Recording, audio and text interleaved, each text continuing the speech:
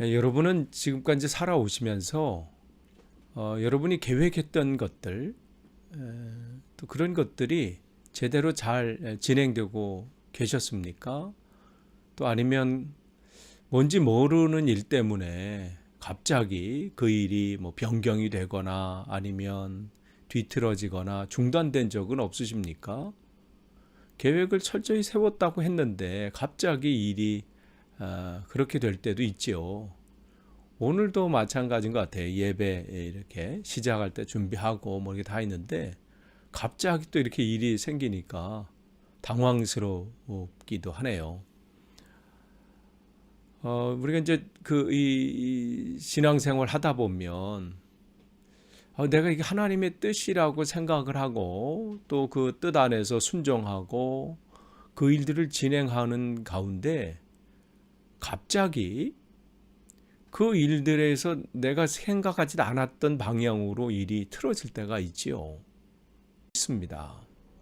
그러나 오늘 우리가 본문을 말씀을 통해서 우리가 한 걸음 한 걸음 나아가면서 나를 부르신 하나님의 이유가 어디에 있는지, 또 내가 그 길을 잘 가고 있는지 그것을 한번 점검하고 또 되돌아보는 시간이 되었으면 좋겠습니다. 예수님께서 승천하시기 전에 제자들에게 말씀하시잖아요. 성령이 너에게 임할 것이다. 그러면 너희가 권능을 받게 될 것이고, 그러면 예루살렘과 온 유대와 사마리아와 땅끝까지 이르러 내 증인이 될 것이다. 그 말씀을 그들은 그 약속을 붙잡고 기도하는 가운데 그들은 주님이 약속하신 성령을 받게 되지요. 그래서 성령의 충만함을 받게 돼서 놀라운 능력들이 일어나요. 그러니까 여러분이 사도행전을 보시면 초대교회 놀라운 하나님의 은혜들이 넘치게 되지요. 그러면서 뭐 3천 명이 회개하는 역사가 나타나고 또 40년 동안 한 번도 걷지 못한 그 지체 장애자 되시는 분이 이 베드로와 요한을 통해서 치유받아서 또 걷기도 하고 뛰기도 하면서 성전에서 주님을 처음으로 예배하는 놀라운 기적의 사건도 일어나게 되죠.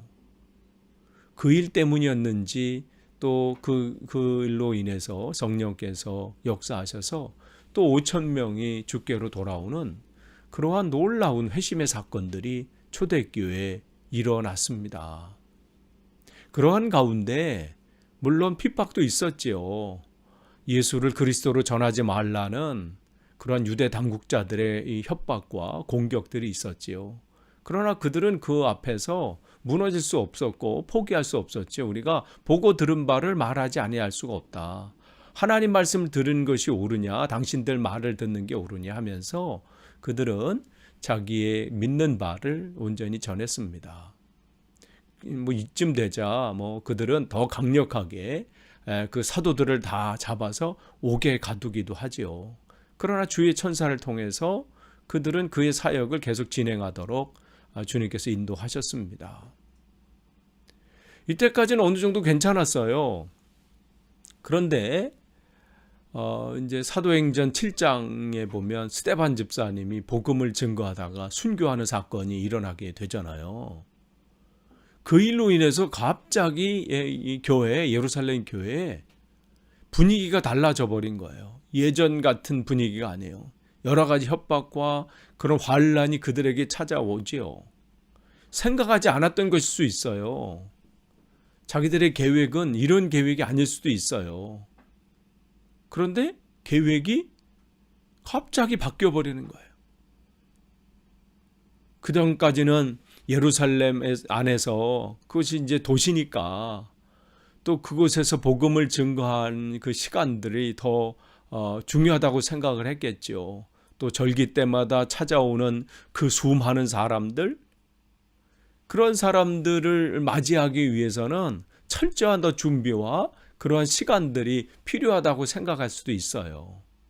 또 그전까지 그렇게 진행을 계속 해왔고요. 그렇게 해서 8년의 시간이 왔습니다. 그런데 주님께서 갑자기 그들의 계획을 바꾸시죠. 새롭게 진행하도록 만드시는 거예요. 그래서 그들은 그 핍박을 피해서 흩어지게 돼서 온 유대로 흩어지면서 그곳에서 발길이 닿는 곳마다, 그들이 멈추는 곳마다 가정교회를 세우고 복음을 증거하는 놀라운 일들이 일어나게 됩니다. 그러니까 그들은 그전까지 생각하지 않았던 그 이 복음 전도를 사마리아 땅까지 가서 전하게 되고, 또 베드로와 요한은 또 사마리아 여러 촌을 다니면서 그 의의 주님의 복음을 증거하는 그 확장이 일어나게 되지요. 그러니까 그들은 이 삶의 자기들의 계획과 또 그런 것들이 진행하다가 문제가 생겼다고 해서 거기에서 다르게 낙심하거나 절망하지 않고 그 가운데 또 하나님의 인도하심을 또 바라보고 또 순종하면서 걸어가는 거예요. 예루살렘에 그에서 이 일을 허락하셨을 땐 그 일들을 열심히 하는 것이고, 또 환난으로 인해서 또 여러 가지 상황으로 인해서 흩어지는 일이 생겼을 때는 또 보내신 곳 가서 또 복음 전도를 하게 되는 거예요. 그거는 뭐 사도들이나 또 베드로와 요한이나 또 빌립 집사님이나 이런 분들뿐만 아니라 우리가 사도 바울도 마찬가지죠. 그가 주님의 부르심을 받은 다음에 그의 일생 동안에 4번의 로마 복음 전도까지 그걸 포함한다면 4번의 전도 여행을 계획을 하고 진행을 하잖아요. 그래서 부르심 앞에 순종해서 1차 전도 여행 때는 바나바와 함께 주님께서 허락하신 그 지경을 다니면서 예수는 그리스도라고 전파하고 그 일들을 감당하게 됩니다. 그렇게 1차 전도 여행을 마치고 얼마 되지 않아서 그들은 다시 이 2차 전도 여행을 계획을 하죠. 그런데 이제 이번에는 바울과 바나바가 1차 때는 같이 갔는데 2차 때는 이제 나눠져서 하게 되죠. 그래서 바나바는 자기의 이 조카인 이제 마가와 함께 이 키프로스, 구브로라고, 성경이 구브로라고 했는데 이제 사이프러스, 키프로스 이쪽 지역으로 전도 여행을 떠나고, 뭐 그쪽이 이 바나바의 고향이기도 하고, 또 첫 번째 바울과 함께 했던 첫 번째 전도 여행지라는 그 상징성도 있기 때문에 그곳을 먼저 찾아갑니다. 2차 전도 여행의 그 목적은 뭐냐면 1차 전도 여행을 하면서 세웠던 교회들과 성도들을 다시 한번 만나고, 또 그들의 신앙을 다시 한번 새롭게 하고 더 성장케 하는 목적이 그들에게 있었습니다. 그래서 바나바는 이 사이프러스 쪽으로 그 진행을 했고요. 바울은 이 바나바와는 다르게 다른 1차 어떤 방향을 다른 쪽으로 이렇게 잡게 됩니다. 그래서 이 처음 시작은 이제 신라와 이제 출발을 하게 되고, 중간에 이제 디모데가 합류하게 되고, 이제 마케도니아 들어가기 전에 이제 누가복음과 사도행전의 저자죠. 그 누가도 합류하게 되는 그러한 일들이 일어나게 되는데, 그러니까 왜 이 말씀을 드리냐면 그들은 여러 상황과 형편 가운데 무슨 계획에서 지금 때가 좋으니까 전도하고 지금은 상황이 안 좋으니까 멈추고 이런 게 아니라는 거예요. 때를 얻든지 못 얻든지, 몸이 좋든지 안 좋든지, 뭐 어떤 상황이 어떻든지 복음 전하는 일에 매진을 했던 것 같아요. 매진을 했습니다. 그래서 그런지 몰라도 사실 바울은 육신적인 연약함이 있었잖아요. 몸이 그게 할 정도로 건강한 것은 아니었어요. 그래서 그랬는지 주님은 의사 누가를 그에게 또 붙여줬는지도 모르겠습니다. 지도를 하나 볼까요? 여러분 지도를 이제 이렇게 보시면 이 바울이 거기 여러분 이제 지도 보시면 거기 왼쪽 중간에 안디옥 있죠? 여기서 이제 출발을 한 거예요. 그래서 거기서 출발을 해서 바나바와 마가는 옆에 이제 키프로스 거기 그쪽으로 이제 구브로, 성경에는 구브로라고 나와 있어요. 그쪽으로 이제 먼저 이제 그쪽으로 넘어가서 그렇게 했죠. 이 이후로 바나바의 이가 어떤 사역을 했는지는 성경에 기록되지 않습니다. 어쨌든 그쪽으로 복음을 전도하러 가고요. 바울은 위쪽으로 해서 이제 길리기아 쪽으로 해가지고 밤빌리아, 부르기아 쪽으로 이렇게 쭉 가요. 그래서 거기 가는 길에 이제 가운데 진행을 하게 되죠. 그래서 중간에 루스드라에서 디모데를 이제 픽업하게 되고 또 쭉 지나가다가 그 무시아라고 이제 다음 사진을 보내주세요. 다음 걸 보여주세요. 다음 거. 네, 거기 보면 무시아라고 있잖아요. 이쪽에 와서 이제 그는 그 비두니아 쪽으로 가려고 해요. 바울은 자기 계획에 의해서 그쪽 지역을 들러서 이제 이 교회들을 이제 더 공고히 하고 뭐 이런 계획들을 가지고 있었지요. 그런데 그곳에서 성령께서 그쪽으로 가지 못하도록, 그래서 이 비두니아하고 아시아 쪽, 그 무시아 그 오른쪽에 있죠. 그쪽으로 가려고 했는데 주님께서 그 길을 허락하지 않으셔서 그들은 어찌하면 드로아에서 이제 마케도니아로 넘어가려고 하지요. 성령께서 환상 가운데 마케도니아의 한 사람이 와서 우리를 도우라, 이런 음성을 듣게 돼서 움직이게 되지요. 이제 지도는 이제 내려주세요. 이렇게 보면, 그러니까 이 바울이 지금 2차 전도 여행을 자기 나름대로 그 길들을 예정하고 또 1차 전도 여행 때 둘러봤던 지역들을 한번 둘러보기를 계획을 했어요. 물론 그 가운데는 갈라디아 교회도 방문하기로 했죠. 우리가 갈라디아서를 읽어보시면 자기가 먼저 복음을 전하고 돌아왔는데 거기에 다른 복음이 전해지는 것을 보고 그 교회도 방문하고자 하는 계획도 가지고 있었죠. 그래서 이렇게 진행을 하게 되는데, 거기 뭐 진행해서 그 아까 지도 보신 것처럼 그 무시 앞에까지는 잘 진행이 됐어요. 그런데 거기서 갑자기 계획이 변경이 됐다는 것이죠. 드로아에서 이 벽에 부딪힌 거예요.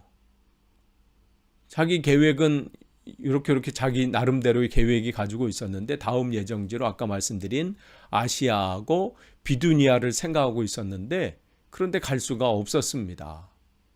그래서 거기에서 항구인 드로아로 내려갔는데 더 이상 진행이 되지 않습니다.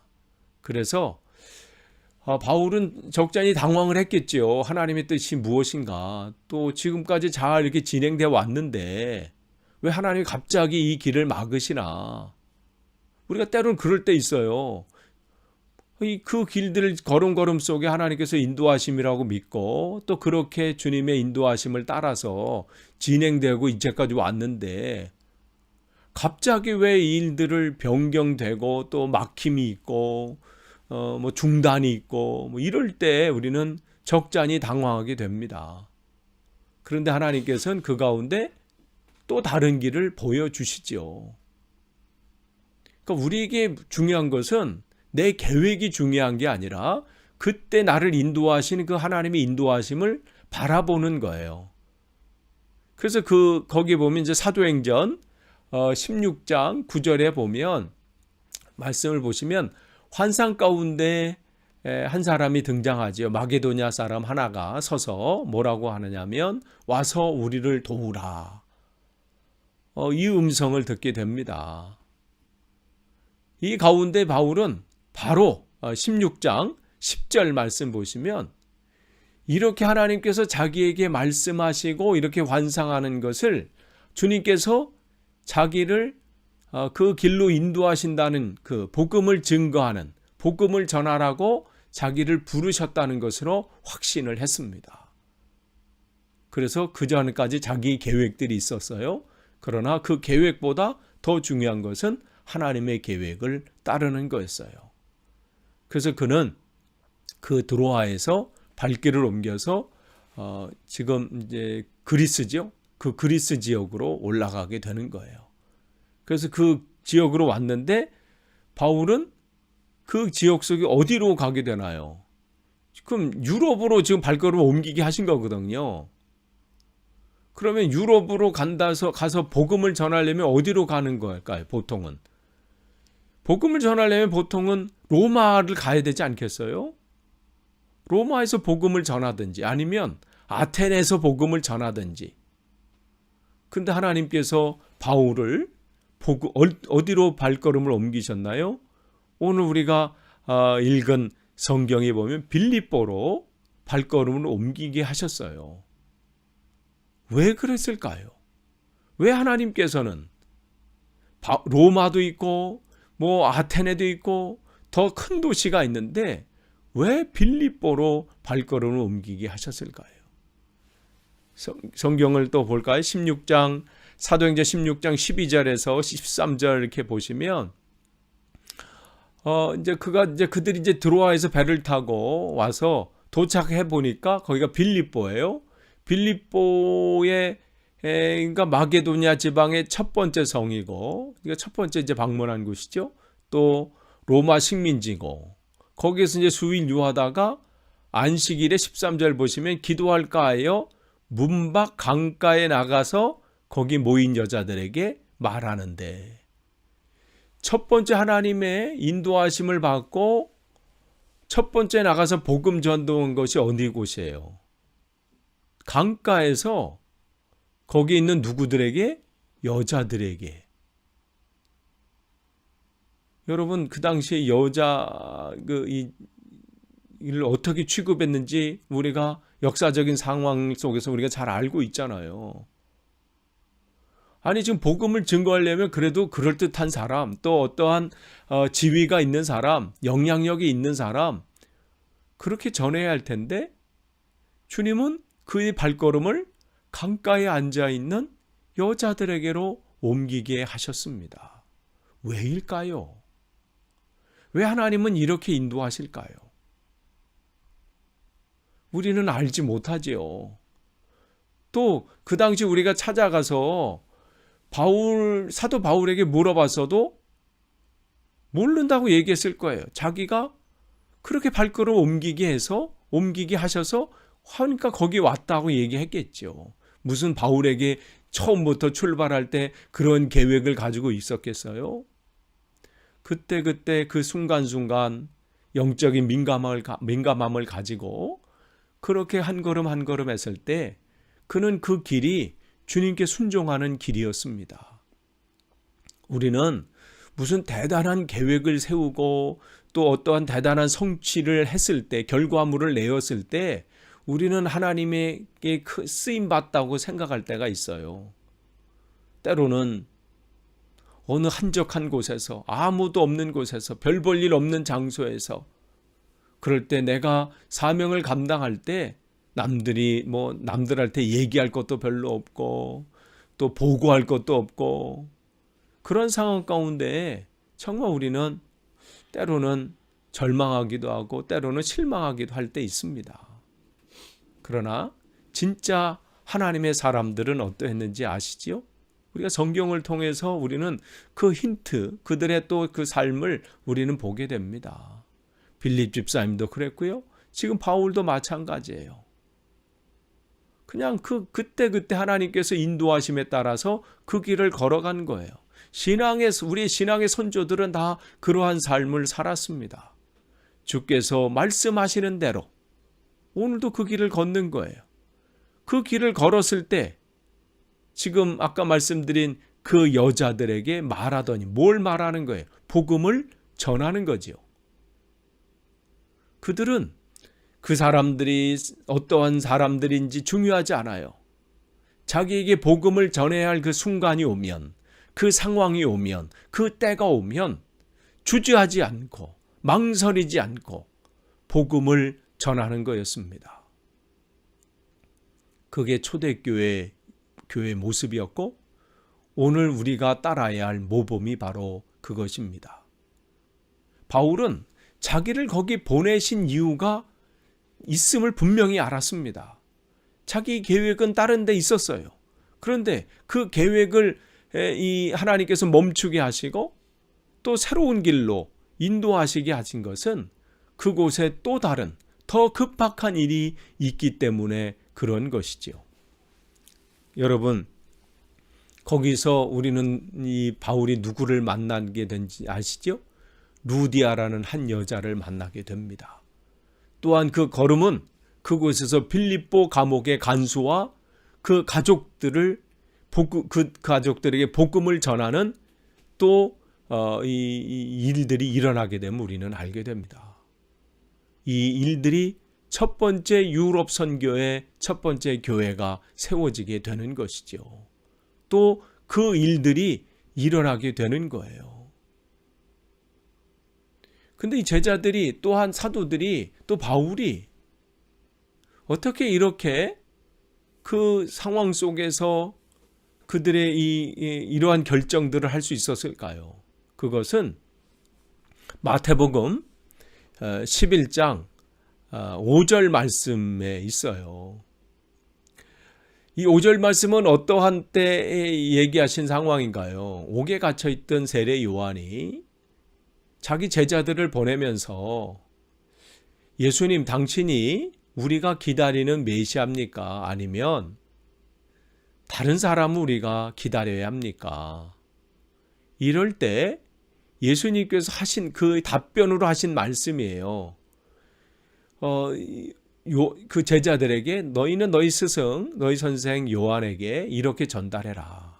그러면서 맹인이 보며 못 걷는 사람이 걸으며 나병한 자가 깨끗함을 받으며 못 듣는 자가 들으며 죽은 자가 살아나며 가난한 자에게 복음이 전파된다 하라.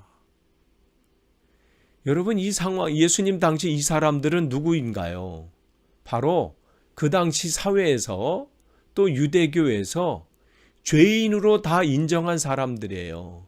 이들은 무슨 짓을 해도 천국에 하나님의 자녀가 될 수 없다고 이미 선포한 사람들이고 그렇게 낙인이 찍힌 사람들이에요.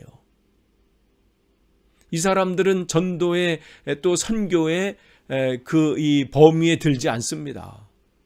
이들에게는 복음을 증거할 필요가 없는 거예요. 왜냐하면 지옥에 갈 사람들이기 때문에. 그런데 주님은 아무도 돌아보지 않는 이 사람들, 아무도 관심이 없는 이 사람들에게 하나님의 복음이 증거되는 일들이 일어날 것이라고 지금 세례 요한에게 전하라고 말합니다. 맹인이 보며 못 걷는 사람이 걸으며. 이게 주님이 이 땅에 오신 목적이거든요. 죄인을 구원하시기 위한. 내 힘으로는 아무것도 할 수 없는, 우리의 능력으로, 우리의 노력으로 주님께 갈 수 없는 그 영혼들을 살리시기 위한 주님의 은혜의 손간이 여기에 있습니다. 제자들은 이것을 안 거예요. 그래서 그들은 때를 얻든지 못 얻든지 자기에게 만나는 사람이 대단한 사람이든 아니든 부자든 가난하든 여자든 남자든 어떠한 사람이든 어떠한 상황이든 그곳에 나를 보내신 하나님께서 그 보내심을 목적으로 하기 때문에 하나님께서 나를 부르셨고 또 그러한 부르신 나를 또 주님께서 보내신 것은 바로 그곳에서 복음을 전하라고, 예수가 그리스도임을, 우리의 구세주임을 전하라고 우리를 보내셨다는 것을 그들은 기억하고 있기 때문에 환난이 오든 역경이 오든 또 자기의 계획이 진행가는 가운데 또 그 계획이 틀어지든 그것이 중요하지 않았습니다. 그들은 어느 순간이든 이 복음을 증거했습니다. 바로 바울도 마찬가지죠. 그것이 첫성 빌립보 또 도시도 아니에요.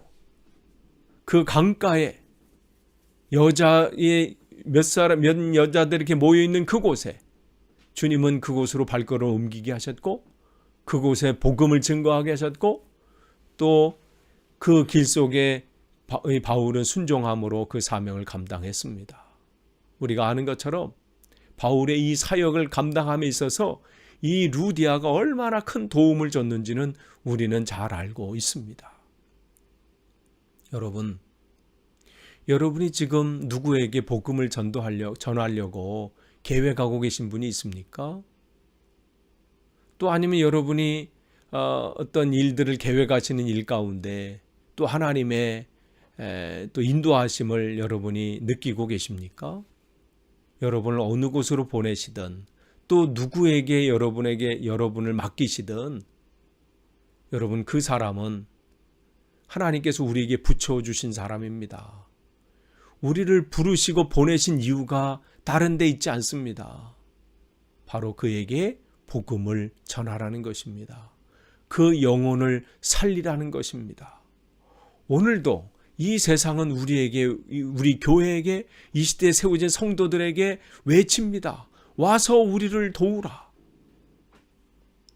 이 외침 앞에 우리는 내 계획이 중요하다고 또 내 생각이 또 내가 해야 될 일이 우선이라고 생각해서 그 주님의 음성 앞에 우리가 그것을 무시하거나 아니면 그것을 방치하고 있는 것은 아닌지 되돌아볼 필요가 있습니다. 우리의 계획도 중요합니다. 우리가 해야 될 일도 중요합니다. 내 삶을 잘 진행하고 내 삶을 잘 사는 것도 중요합니다. 그러나 더 중요하고 더 급박하고 더 우리가 먼저 해야 될 것은 바로 와서 도우라. 죽어가는 영혼들, 그 영혼들 안에서 외치는 주님의 우리에게 보이신 그 음성을 들을 귀가 더 중요합니다. 오늘도 주님은 이 땅에 내가 만나는 그 사람들을 통해서 우리에게 말씀하십니다. 그 영혼을 도우라. 그런 면에서 우리는 지난주 금요일 북한 선교 우리가 이번 주 할 그 선교 세미나 우리 먼저 예습하는 차원에서 우리가 그 북한의 소식을 짧은 시간이었지만 들었습니다. 이번 주 우리가 피터 양 선교사님을 통해서 우리가 또 그 놀라운 또 하나님의 또 계획들과 또 앞으로의 그 진행 상황들 하나님께서 어떻게 하실지를 듣게 될 것입니다. 우리는 그 소식 그 안에서 와서 우리를 도우라라는 주님의 음성이 들려지기를 소망합니다. 그것은 저에게도 마찬가지예요. 우리는 너무 무관심했을 수도 있어요. 아니면 안 들으려고 했을 수도 있습니다. 이번 기회에 우리가 북한뿐만 아니라 우리 주위에 정말 이 마게도니아 그 사람이 와서 외친 것처럼 정말 주님의 그 외침의 소리가 우리가 삶 속에서 들려지기를 원합니다. 우리가 숍에서 만나는 사람들, 내 직장 동료 속에서 그 하나님의 그 외침들 와서 가서 그를 도우라. 가서 그 영혼에게 복음을 전하라. 이 음성이 크게 들려져서 내 계획이 아닌 하나님의 계획에 순종하고 그 일에 복종하는 저와 여러분 또 우리 교회가 되기를 간절히 축원합니다. 기도하겠습니다. 하나님 감사합니다. 우리가 부족합니다. 연약합니다. 때로는 내 계획이 앞서고 내 목적과 내 삶이 앞서서 주님의 음성을 듣지 못할 때 있습니다. 주여 우리의 볼 눈과 들을 귀를 허락하셔서 주님께서 우리에게 말씀하심 앞에 순종해서 그 사명 감당할 수 있도록 인도해 주옵소서. 감사드리며 예수님의 이름으로 기도하옵나이다. 아멘.